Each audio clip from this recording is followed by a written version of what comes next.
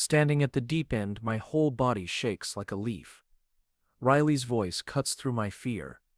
You can come in fast or slow, but you have to trust me, either way.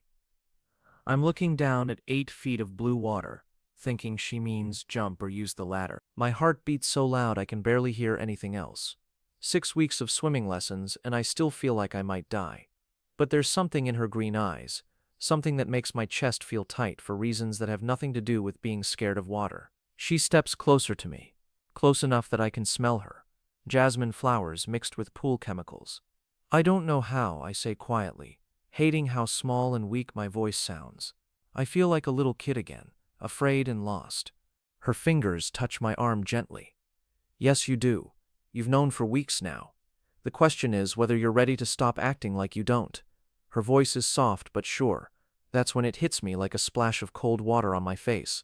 She's not talking about swimming at all. All this time, I thought she meant how to get in the pool. But Riley means something much bigger. Something about us. About the way she looks at me. About the way I feel when she's near. About trust that goes way beyond water. My hands stop shaking. My breathing slows down. I finally understand what she's really asking me. And for the first time in weeks, I'm not thinking about the water anymore. I'm thinking about her. Have you ever missed what someone was really saying to you? Let me know in the comments. Smash that like button, subscribe, and tell me where you are watching from. My divorce papers got signed on a Tuesday morning. By Thursday, Dr. Martinez was sliding a business card across her desk. Learn to swim, she told me. Your fear of water matches your fear of feelings. The card felt heavy in my pocket for 3 weeks. I almost threw it away twice. Once while cleaning out Amanda's things from our kitchen drawers. Once while staring at old vacation photos where she floated freely in ocean waves while I stood in ankle-deep water, looking lost and afraid. Amanda wanted someone who could open up completely. Someone who would go deep with her emotionally. Instead, I gave her surface-level conversations and safe, shallow responses. No wonder she left me for someone who knew how to feel things fully without drowning in panic. The Clearwater Aquatic Center smells like hope mixed with cleaning chemicals when I finally walk through the doors. My hands sweat as I stare at the pool through giant glass windows. The water looks calm but dangerous, like it knows all my secrets. Riley finds me standing there like a statue, auburn hair pulled back in a neat ponytail, small anchor necklace catching the afternoon light. Her green eyes hold kindness but also pain. Later I learn her younger brother drowned in a riptide 3 years ago during a family beach trip. Now she helps scared grown-ups like me learn to breathe when water covers our faces. She chose this job because she understands fear. She knows what it feels like to lose someone to the very thing she loves most in the world. Tell me about the water, she says when we sit down. 4 simple words that break open everything inside me. I tell her about summer camp when I was 12, about nearly drowning when older kids pushed me into the deep end as a joke. I talk about Hawaii with Amanda, how I stood in shallow waves while she swam out to where I couldn't follow, how embarrassed I felt watching other couples play together in deeper water, how small and broken it made me feel to be the grown man afraid of getting his head wet. What I don't tell her right away is how learning to swim feels exactly like learning to love someone. Both require letting go of control. Both mean trusting that you won't get hurt. Both ask you to believe that someone will catch you if you start to sink. Week 1 starts in waist-deep water. Riley teaches me how to trust my lungs, how to breathe slowly when panic wants to take over. Her voice stays calm and steady even when my whole body shakes with fear. She never makes me feel stupid or weak. Week 2 brings the scary part, putting my face underwater. 3 seconds feels like 3 hours. But when I come up gasping, Riley's quiet "there you go" makes me feel prouder than any work promotion ever did. Her smile reaches her eyes when she sees my small victory.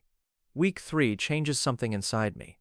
I learn to float on my back while she supports my head and neck. Her warm fingers against my skin make me feel safe in ways that have nothing to do with staying above water. I start wondering what it would feel like to trust her with more than just my safety. Her touch is gentle but sure, professional but somehow personal too. When she guides my arms through basic movements, her hands linger just long enough to make my heart race. Not from fear this time, but from something much more complicated. I find myself looking forward to Tuesdays and Thursdays. Not just for the progress I'm making with swimming, but for her presence, for the way she celebrates when I manage something new, for how she never judges me when old fears creep back in. She talks to me like I'm brave instead of broken, like I'm someone worth saving instead of someone too damaged to fix. Week by week, I start believing her. Week by week, the water becomes less scary than the feelings growing in my chest. What fear have you been avoiding that's actually about something deeper? Let me know in the comments section. Week 4 brings basic swimming strokes. I'm clumsy and slow, but actually moving through water under my own power. Afterward, we sit by the pool edge with our feet in shallow water. The silence feels comfortable, like we've known each other for years instead of weeks. "You're different now," Riley says, watching me move my toes through the warm water. "More present than when you started." I think about her words carefully. Water forces you to stay in the moment. You can't worry about tomorrow when you're focused on breathing right now. "Swimming teaches presence," I tell her. "Hard to think about anything else when you're trying to stay alive." Her laugh sounds like soft bells ringing in the wind. The sound makes my stomach flip in the best possible way. I want to hear that laugh every day. "Swimming has nothing to do with staying alive, David," she says, her green eyes meeting mine. "Swimming is about learning to truly live instead of just existing." Her words hit me harder than any wave ever could. She sees right through my excuses to the real truth underneath. Week 5 changes everything between us. When she adjusts my arm position during freestyle practice, her hands stay on my skin longer than needed. Her fingers trace the line of my shoulder blade as she shows me the proper form. My heart races from her touch. Eye contact holds for extra seconds now. I catch her watching me swim with something beyond professional interest in her expression. When I complete a full lap without stopping, her celebration makes my chest tight with feelings that have nothing to do with fear or panic. The way she says my name sounds different too. Softer somehow, more personal, like she's testing how it feels on her tongue. When our hands accidentally brush while reaching for pull equipment, neither of us pulls away quickly. The electricity between us grows stronger each session. I start showing up 15 minutes early to our appointments. She's always there before me, preparing equipment or checking water temperature. We use those extra minutes to talk about small things that feel surprisingly important. Her morning coffee routine, my terrible cooking attempts, normal life stuff that feels special when shared. After sessions, I find reasons to stay longer, asking questions about techniques I already understand, helping her organize pool supplies that don't really need organizing. She never seems to mind. In fact, she starts creating tasks that keep us both there longer than necessary. She tells me about her little cottage near the center, about her rescue dog Mako, who's afraid of thunderstorms, how she found him shivering behind a dumpster 2 years ago and couldn't leave him there. The way her face lights up talking about him makes me jealous of a dog. I share stories about my empty apartment downtown, how Amanda's absence still echoes in rooms that feel too big for one person, how I eat cereal for dinner because cooking for one feels pointless. Riley listens like my boring life details actually matter to her. We're both dancing carefully around the growing connection between us, neither willing to name what's happening or cross professional lines that shouldn't be crossed. But the tension builds like storm clouds gathering overhead, heavy and electric and impossible to ignore for much longer. Tuesday nights become sleepless marathons of replaying every word she said, every time her skin touched mine. I remember the exact sound of her breathing when she demonstrated floating techniques, how her wet hair looked in the overhead lights, the small freckle on her left shoulder. Thursday mornings arrive with nervous energy that has nothing to do with swimming fear. Now I'm anxious for completely different reasons. Is she being extra careful with me because I'm emotionally fragile, or because she feels the same pull that keeps me awake thinking about her? Professional boundaries start feeling fuzzy when your teacher becomes the person you think about most, when their approval means more than your boss's praise, when their smile can make or break your entire day. The lines blur more each week we spend together in that warm, chlorinated space. Riley becomes my favorite part of each week. Not just the swimming progress, but her presence. The way she makes me feel capable, instead of broken. How she sees strength in me, that I never knew existed. She believes in me when I can barely believe in myself. But week 6 brings news that shakes me to my core. "We're moving to the deep end next session," Riley announces as we pack up equipment. 8 feet down, no shallow area to stand in. All my hard-earned confidence crumbles, thinking about that blue depth below. My hands start shaking again just imagining it. Being surrounded by water, with no bottom to touch, no wall to grab, no escape route if panic takes over. Every fear I've worked to overcome comes rushing back like a tidal wave hitting shore. But something in Riley's tone suggests this challenge goes beyond swimming technique. There's weight in her words, meaning layered underneath the surface instruction, like she's preparing me for more than just deeper water. Like she knows this lesson will test more than my ability to stay afloat. The way she looks at me when she says it makes my pulse quicken.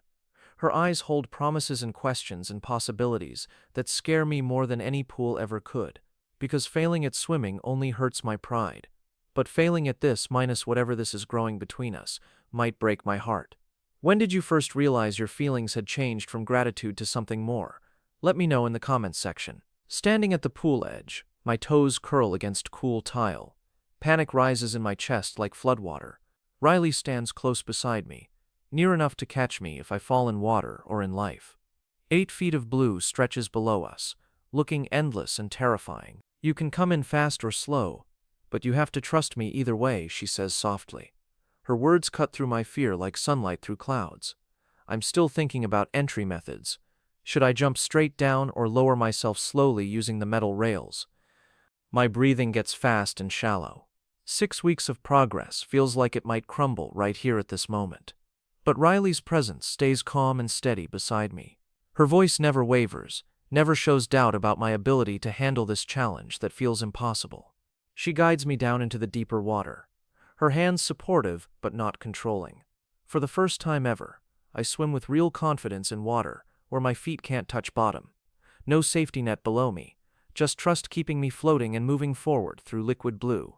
When I finally surface after swimming a full lap, I'm gasping but triumphant. Riley's smile blazes with pride and something else entirely. Something that makes my pulse race for reasons that have nothing to do with physical effort. Her eyes hold warmth that goes beyond teacher celebrating student success. You did it, she breathes.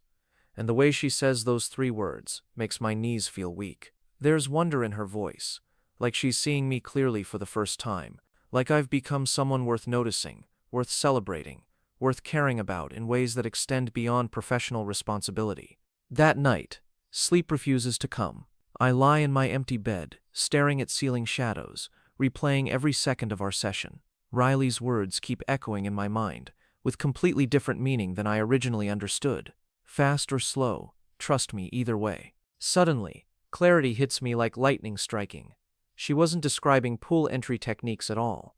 She was opening a door between us, offering herself, waiting patiently for me to understand that taking emotional risks requires the same courage as physical ones. My heart stops, then starts beating double time. All these weeks, I focused entirely on conquering my water phobia, while completely missing her gentle invitations to risk my heart instead. She's been just as careful with my feelings as with my physical safety, patient, supportive, never pushing too hard or too fast. But she's also been waiting for me to recognize that I'm worth catching if I fall, waiting for me to see that the connection growing between us isn't one-sided or inappropriate, waiting for me to stop being afraid of feelings that could actually heal me instead of hurt me. Riley saw potential in me before I could see it myself. Not just swimming potential, but emotional potential. The ability to open up, to trust completely, to let someone catch me when I'm falling.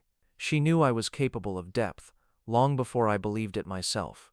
I spent hours awake, mind racing through every interaction we've shared, the way her touch lingered during stroke corrections, how her laughter sounded different when aimed at me, the stories she shared about her cottage and her rescue dog, all of it pointing towards something I was too scared to notice. Dawn breaks gray and quiet outside my apartment windows. I make a decision that surprises me, calling in sick to work for the first time in 2 years. I need to see Riley before her regular clients arrive, before my newfound courage disappears like morning fog burning off in sunlight. The aquatic center feels completely different in early morning stillness. Sacred somehow, full of possibilities that daylight and crowds might scatter. The pool water lies perfectly still, like glass reflecting overhead lights. Empty lanes stretch out like paths leading toward truth I can no longer avoid. My hands shake as I push through the entrance doors. But not from fear this time, from anticipation, from hope, from the terrifying but wonderful possibility that I might be about to change my entire life by finally being brave enough to tell someone how I feel. Riley is already there, doing morning laps in lane 3. Her strokes cut through water with easy grace, like she was born to move through liquid spaces. When she sees me standing poolside, she stops mid-stroke and swims to the edge with surprise written across her features. "David?" she calls out, treading water effortlessly. "Is everything okay? We don't have a session until Thursday." Her concern is immediate and genuine. Even wet and unexpected, she's the most beautiful thing I've ever seen. My heart hammers against my ribs like it's trying to escape. I take a deep breath, tasting chlorine and possibility in the humid air. This is my moment. My chance to be brave about something that matters more than swimming. My opportunity to trust her with the deepest part of myself. My heart. Have you ever had a moment when everything suddenly made sense? Water sparkles like tiny jewels in Riley's auburn hair as she surfaces from her morning swim. She looks surprised to see me standing there so early. "David, everything okay?" Her voice carries concern mixed with curiosity about why I'm here before the center officially opens. I take a shaky breath and repeat her exact words back to her. "You can come in fast or slow, but you have to trust me either way." The moment I say it, Riley goes completely still in the water. Understanding blooms in those beautiful green eyes, like flowers opening in sunlight. "I thought you meant the pool," I continue, my voice getting stronger with each word. "But you weren't talking about water at all, were you?" Riley swims to the ladder and climbs out with smooth, graceful movements. Water drips from her swimsuit onto the tile floor around her feet. She reaches for her towel, but keeps her eyes on mine. "What do you think I meant, David?" Her question hangs in the air between us like a bridge waiting to be crossed. I can hear my heartbeat echoing in the empty space around us. I step closer to her. Close enough to see tiny water drops clinging to her dark eyelashes.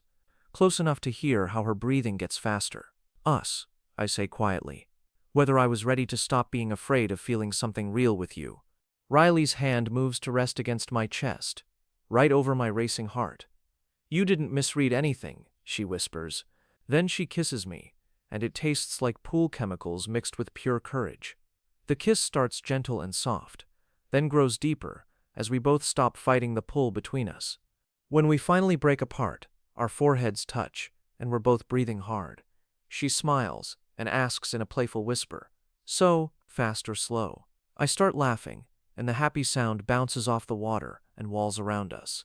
"Let's figure it out together," I tell her. 3 months have passed since that morning. Now I can swim miles and miles without feeling scared. But more important than that, I've learned to navigate the deep waters of a real relationship. A relationship where being open and honest makes me strong instead of weak. Riley and I meet for early morning swims now. We move through the water with matched strokes, keeping the same pace like dancers moving to music only we can hear. Our arms cut through the blue surface in perfect rhythm, side by side, supporting each other. I've learned that love has nothing to do with being perfect. Love is about showing up every day, staying present in the moment, and trusting that your partner will help keep you floating when life gets stormy and rough. It's about choosing each other again and again. Sometimes I watch Riley glide through the water like a mermaid, moving so smoothly it looks like magic. I think about how completely wrong I was about everything when we started. I thought she was just teaching me swimming techniques and basic water safety skills. But Riley taught me something much bigger and more important. She taught me how to actually live instead of just surviving day by day. She showed me that taking risks with your heart requires the same bravery as jumping into deep water without knowing what's below. Every time we stand together at the pool edge, ready to jump in for another swim, I remember her original invitation, "Fast or slow, but you have to trust me either way." Now those words mean everything to me. Now I understand completely what she was really offering. Trust goes way beyond staying safe in water. Real trust is about opening your heart to someone and believing they won't break it. It's about letting someone see all your fears and scars and believing they'll stay anyway. It's about love that goes deeper than any pool. Riley saw something in me that I couldn't see in myself. She saw a man who could be brave, who could love fully, who could trust completely. She saw past my fears to the person I could become if someone just believed in me enough to wait patiently. She never gave up on me, even when I gave up on myself. She kept showing me kindness when I felt unworthy of it. She kept believing I could learn to swim when I was sure I'd always be afraid. She kept the door open when I was too scared to walk through it. Now, when people ask how I learned to swim, I tell them about Riley. But I always add that she taught me much more than swimming. She taught me that love requires the same courage as any physical challenge, that trust is a choice we make every single day, that some teachers change your whole life. The best part is that Riley and I are still learning together, still figuring out this whole love thing one day at a time, still choosing to trust each other with our hearts, whether we move fast or slow, still jumping into life together, knowing we'll keep each other safe. Tell me about a time someone saw potential in you that you couldn't see yourself. If this story touched your heart, hit that like button to show some love. Subscribe for more real romance stories that will make you feel all the emotions.